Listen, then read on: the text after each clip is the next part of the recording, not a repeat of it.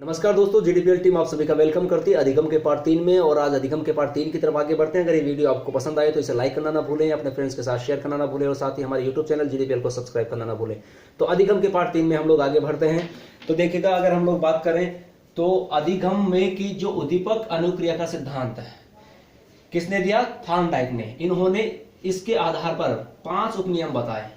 तो एक बहु अनुक्रिया का नियम, आंशिक क्रिया का नियम, मानसिक विन्यास का नियम, आत्मीकरण का नियम और साहचर्य परिवर्तन का नियम। ठीक है गाइस, तो थॉर्नडाइक के बारे में हमने डिस्कस किया। और अब बात करते हैं शास्त्रीय अनुबंधन का सिद्धांत। नए सिद्धांत की तरफ बढ़ते हैं। तो देखेगा, शास्त्रीय अनुबंधन के सिद्धांत की बात करें तो ये किसने दिया? पावलोव और Watson. To be clear guys,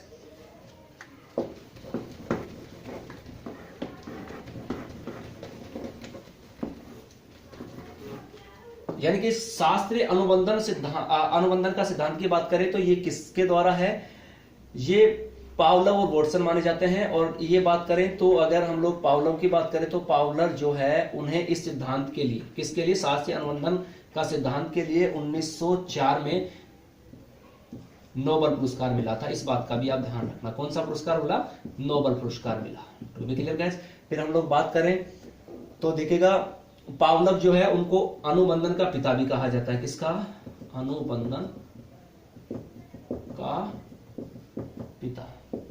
और पावलोव की बात करें तो देखो, पावलोव ने कुत्ते की, किसकी? कुत्ते की पैरोटिड, ठीक है, ग्रंथि का, किसकी? पैरोटिड ग्रंथि। ये काफी बार क्वेश्चन पूछ लिए जाते हैं, मैं किस पे प्रयोग हुआ था, कैसे हुआ था, तो ये ध्यान रखना। तो देखिए, शास्त्रीय अनुबंधन सिद्धांत के बारे में हम बात कर रहे हैं। और पावलोव जो था उनको 1904 में इस सिद्धांत के लिए नोबेल पुरस्कार मिला। और इनको अनुबंधन का पिता कहा जाता है। कुत्ते की पैरोटिड ग्रंथि का ऑपरेशन इस प्रयोग में किया था। इस बात का भी आपको ध्यान रखना है। अब देखिएगा, इन्होंने क्या किया? कुत्ते पर प्रयोग किया, कुत्ते पर प्रयोग किया। सबसे इस बात का ध्यान रखिए, कुत्ते पर प्रयोग किया। ये तो समझ में आई गई होगी। हाँ, तो कुत्ता जो है, कुत्ते पर प्रयोग करते हैं, उसकी जो पैरोटिड ग्रंथि है उसकी एक नलिका के साथ जोड़कर जो लार होती है ना, कौन सी लार, उसका एकत्रीकरण किया। और भोजन तथा घंटी, तो भोजन क्या हो गया? एक स्वाभाविक उद्दीपक हो गया और दूसरा अस्वाभाविक उद्दीपक हो गया। टू बी क्लियर गाइस, यानी कि भोजन तथा घंटी, तो एक स्वाभाविक उद्दीपक हो गया और दूसरा अस्वाभाविक उद्दीपक हो गया। उन दोनों को एक साथ प्रस्तुत किया। धीरे धीरे घंटी सुनते ही कुत्ता भोजन हेतु लार टपकाने लगा। ठीक है, किसके लिए? भोजन के लिए क्या करने लगा? लार टपकने लगा। और अंत में कुत्ते ने अस्वाभाविक उद्दीपन घंटी के प्रति स्वाभाविक अनुक्रिया लार टपकाई। To be clear. अब देखिएगा, इसमें वाटसन ने क्या किया? यानी कि पावलोव जो था उसने तो क्या, किसको ले लिया? कुत्ते को। अब अगर वाटसन की बात करें तो वाटसन जो है उसने अपने 11 माह का, कितने माह का? 11 माह है। ठीक है, 11 माह का उसका बेटा था अल्बर्ट। कौन? अल्बर्ट। उसको क्या दिया? खेलने के लिए खरगोश दिया। क्या दिया? खरगोश। तो खरगोश दिया तो देखो, बच्चे ने जैसे ही खरगोश को छुआ एक तरह की डरावनी ध्वनि पैदा हो गई। इस तरह की क्रिया जब खरगोश को छूता था तब वह दोहराया गया। टू बी क्लियर, यानी कि वो दोहराया गया। फिर उसके बाद में क्या हुआ? तो इस क्रिया को जब वह खरगोश को छूता था तो तब दोहराया गया। और इसका परिणाम क्या हुआ कि डरावनी आवाज के न किए जाने पर भी बच्चा खरगोश को देखते ही क्या होने लगा? डरने लगा। क्योंकि पहले तो इसको अब दोहराया गया और बाद में धीरे धीरे बच्चे में ऐसा दिमाग में उसके ऐसे सेट हो गया, जो वो खरगोश को देखता तो अचानक से वो डरने लगा। तो इन प्रयोगों के आधार पर पावलोव ने तो किस पर प्रयोग किया? कुत्ते पर। और इधर वाटसन ने किसका किया? अपने बेटे पर। क्या दे करके? खरगोश दे करके। तो उन्होंने क्या किया कि अनुबंध प्रक्रिया द्वारा सरलता से स्थापित किया जा सकता है, ऐसा उन्होंने किया।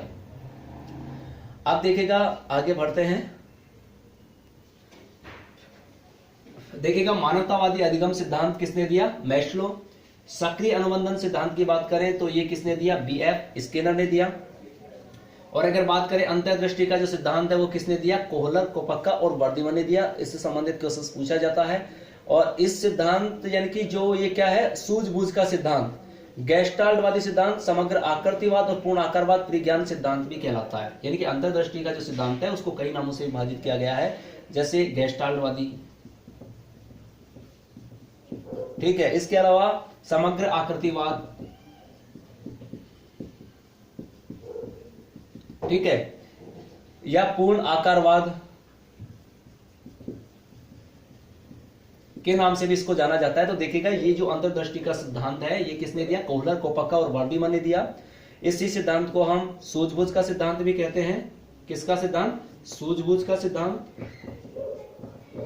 गेस्टाल्टवादी सिद्धांत, समग्र आकृतिवाद और पूर्ण आकारवाद इत्यादि का सिद्धांत के नाम से भी इसको जाना जाता है। देखिएगा ये वाला सिद्धांत 1920 में, कब? 1920 में। और 1920 में किसके द्वारा? जर्मन मनोवैज्ञानिक कोहलर। कहां के? जर्मन। ये कहां के? इसका भी ध्यान रखना, इस तरह का हो जाए। जर्मन मनोवैज्ञानिक कोहलर, कोपक्का और वर्दीमर।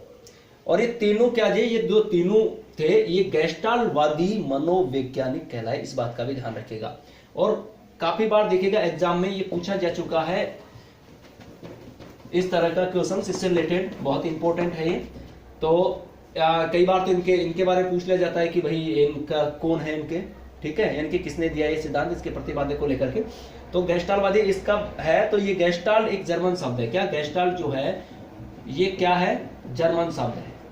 इसके बारे में सवाल पूछा जा चुका है। तो जर्मन शब्द है और इसका तात्पर्य पूर्णता या समग्रता होता है। पूर्णता या समग्रता होता है। क्या होता है? पूर्णता या समग्रता। इंपॉर्टेंट है, एग्जाम में पूछा जा चुका है और आने की संभावनाएं भी है, तो इसको अच्छे से ध्यान रखना, ठीक है। और इन्होंने किस पर प्रयोग किया? चिंपांजी पर। किस पर किया? चिंपांजी पर 3 प्रयोग किए। चिंपांजी, ठीक है। बात करें पुनर्बलन का सिद्धांत, तो पुनर्बलन का सिद्धांत क्लार्क एल हल ने दिया, यानी कि इसके प्रतिपादक कौन माने जाते हैं? क्लार्क एल हल। अगर बात करें सामाजिक अधिगम का सिद्धांत, तो सामाजिक अधिगम के सिद्धांत के प्रतिपादक बांडूरा माने जाते हैं। कौन माने जाते हैं? Bandura. To be clear guys. अब एक कुछ इंपॉर्टेंट चीज है कि अधिगम वक्र क्या होता है, इस तरह के सवाल भी होते हैं। तो देखिएगा सीखना जो होता है, सीखने की गति में तीव्रता तथा मंदता पाई जाती है। क्या? सीखने की जो गति होती है उसमें क्या होती है? देखो सीखने की जो गति है उसमें या तो क्या होगी? तीव्रता होगी या मंदता होगी। तीव्रता या मंदता, यानी कि तेज होगा या मंद होगा। तो ये तो क्या प्रोसेस चलता रहता है। तो तीव्रता या मंदता आती रहती है। और जब इसे ग्राफ पर अंकित करते हैं, किस पर अंकित करते हैं? ग्राफ पर अंकित करते हैं। तो ग्राफ पर अंकित करने से जो रेखा बनेगी, यानी कि जो रेखा बनती है ग्राफ पर अंकित करने से, वो क्या कहलाती है? अधिगम वक्र कहलाती है। बहुत इंपॉर्टेंट बात है, याद रखिएगा अधिगम वक्र क्या होता है। तो जो सीखने की गति में तीव्रता तथा मंदता आती रहती है, इसे ग्राफ पर अंकित करने से जो रेखा बनेगी उसे हम अधिगम वक्र कहते हैं, ठीक है। एक बार फिर रिपीट कर देता हूं, बहुत इंपॉर्टेंट है। अधिगम वक्र क्या होता है? सीखने की गति में तीव्रता तथा मंदता आती रहती है। जब हम इसको ग्राफ पर अंकित करते हैं तो ग्राफ पर अंकित करने से जो रेखा बनती है वो क्या कहलाती है? अधिगम वक्र कहलाती है।